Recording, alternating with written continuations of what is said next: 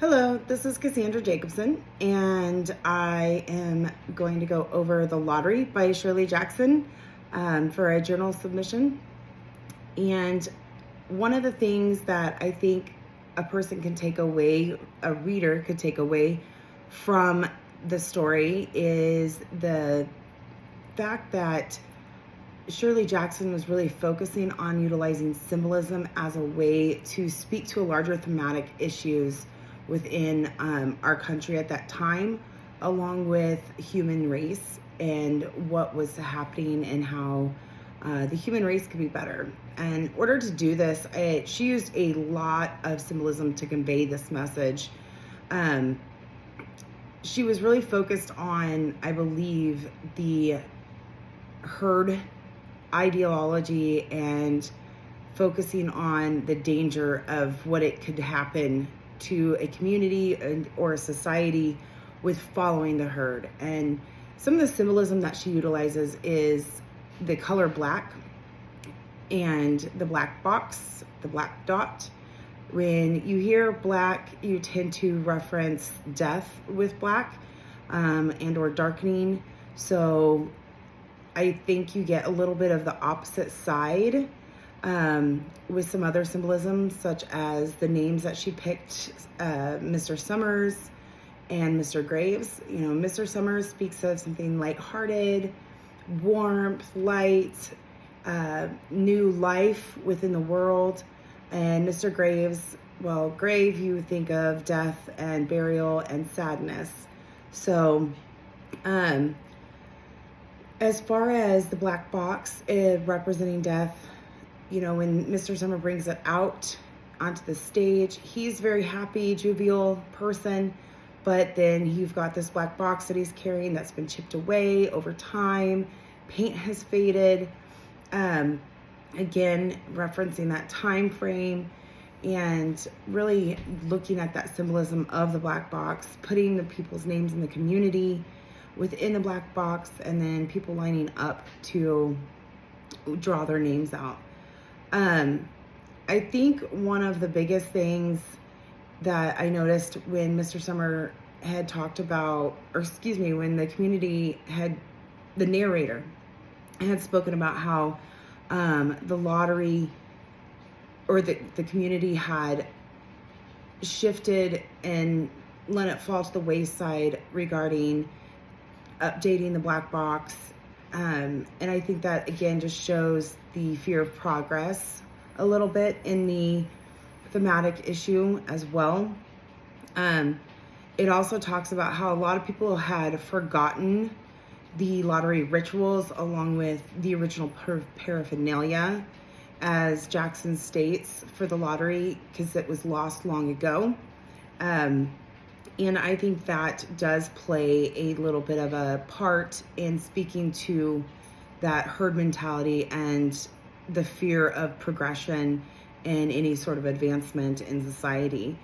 So symbolism, again, is just a big process for Jackson being able to point to multiple issues, because I believe she was critiquing, really, like I said, that herd mentality, advancement within small communities. But there could have been so many more things that Jackson was critiquing, especially in the aspects of life, and really looking at society at that time throughout in 1948 when it was written. I think she challenges the tradition and lack of advancement, fear of change from a society's perspective, especially in that small town life, and that herd mentality. When the narrator explains that the original paraphernalia had all been lost, the rituals had been lost long ago, and the fact the black box had been redone, and how they're continuing to use the past black box, but it was remade from the original black box. And again, it's just bringing those traditions and continuing them and not ever changing them. We also find out that as a reader, the towns surrounding the area have actually done away with this tradition of the lottery, which, Old Man Warner is a character in this story that has been through the lottery 77 times. And when he hears that these folks in the other communities have done away with this ritual, he calls them a pack of crazy fools because the young folks don't know any better. And his dialogue infers to the reader that they would be without a good harvest if they don't continue this tradition. And I think that, again, is that fear of advancement within a society, and they're holding on and they're clutching to the traditional values and what's helped them as they see it. From their perspective, that something bad will happen to the town if they don't continue it. He even references that, what would we be doing? They'd have us living in caves again. And that just shows that fear and that keeping with the tradition is the only way for survival. One of the things that Shirley Jackson does very well in this story is the use of colloquial language, and her matter-of-fact tone really sets the stage, I believe, for creating that shock value at the end of the story. And it's conversational, it sets the reader at ease, and the setting of it when she opens the story with a clear sunny day, with fresh warmth here, full of summer day. The flowers were blossoming profusely and the grass was richly green. That again leads me to go, oh, okay, wow, this is going to be a great story. Somebody's winning something. And, as a reader, it tends to put the person at ease. And I think that's what really made that ending so jarring for the reader, because throughout the whole story, it's very lighthearted. And the setting itself, everything that happens in the center of a town, in our mind, are celebration times. They're when you have that fresh warmth and you tend to celebrate something good that's happening. Nonetheless, though, the title really does reflect the lottery as an understanding of somebody winning something, because that is actually how we see it today. But once upon a time, the lottery could have been something very bad. Having your name put into a hat once upon a time could have been terrifying, depending upon the era and the ritualism behind it. So again, that jarring moment at the end when Mrs. Hutchinson is stoned to death really comes from the setting and the colloquial language that Jackson created for the reader. When I went through and was really reading this story over and over again, one of the things that stuck out is the way that one could criticize the story and really analyze it from many different perspectives. I mean, new criticism could be utilized and would work due to ensuring that all parts, like the theme and the setting and imagery, symbolism, irony, figurative language, everything that Jackson utilized to bring the story together, and how everything is representing of something else and links it all together. The black box, Mr. Summers, Mr. Graves. I mean, even Mr. Graves carries in the three-legged stool, where Mrs. Hutchinson is going to sit down on and be stoned to death. So it all finds a linkage in some way. And new criticism theory is a great way to be able to analyze the story from. There's other ways too. The biographical story, through research, I found that Jackson, she herself lived in a small town, was never accepted. And this could have been her way of poking at the small town life and their mentality surrounding traditions. And again, that she's writing about this village and how they all just gathered around and didn't even question. Children gathered rocks. I mean, that's terrifying, honestly, to think about, but it really is. Living in a small town myself, I could see how not being accepted makes you want to go ahead and poke fun a little bit at some of the small town life. I've lived here myself for 8 years, and I still don't know half the people. They don't know who I am.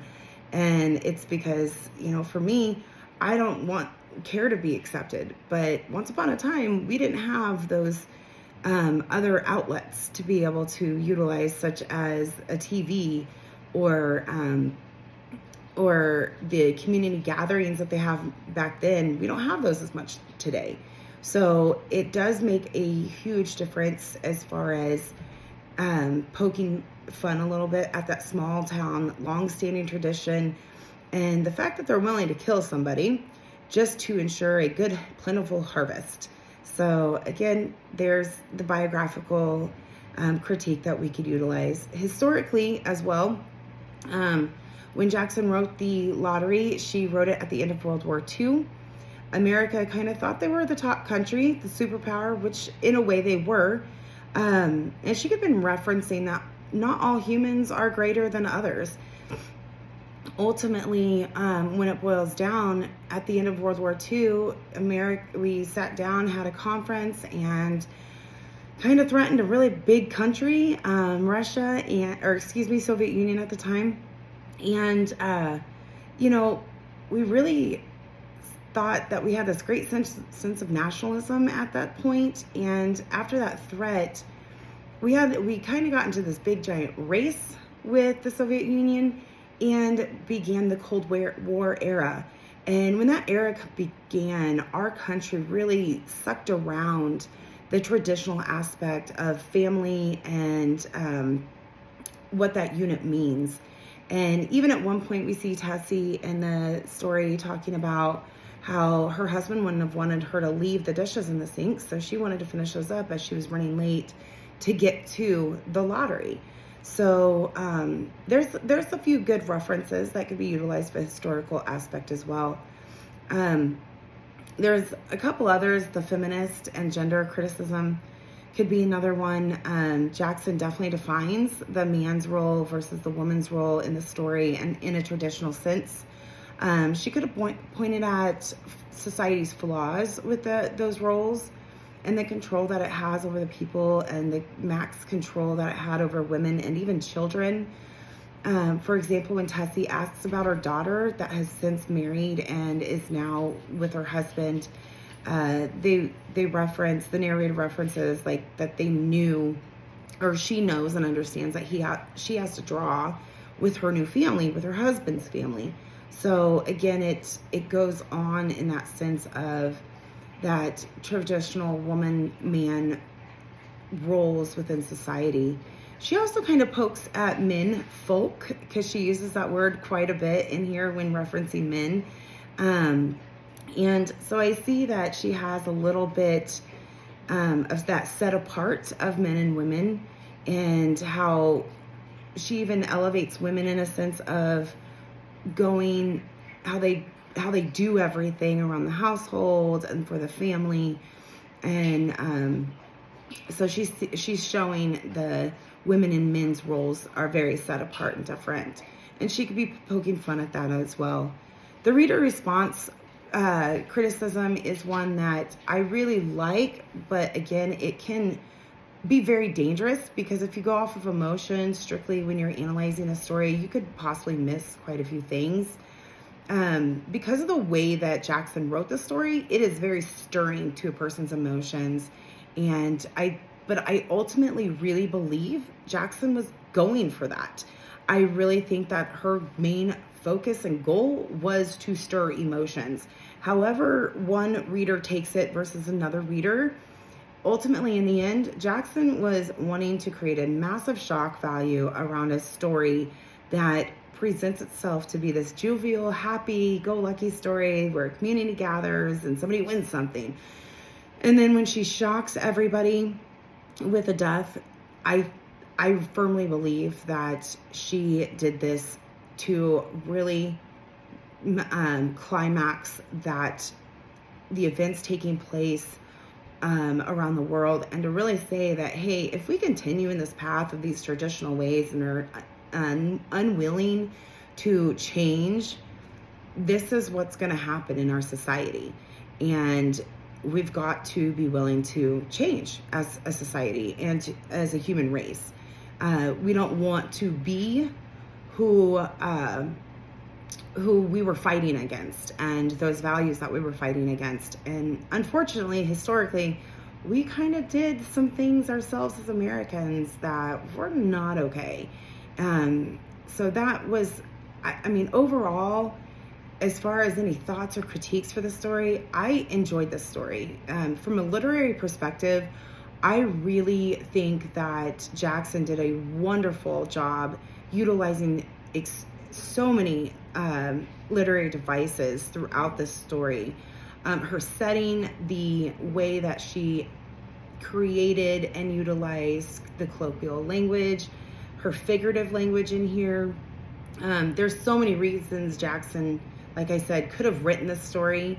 And I think that's one of the cool things about it, is that any reader can interpret the story in any way and make a connection to human life. And ultimately, I believe the thematic issues here really does speak to, we can be better than what we were.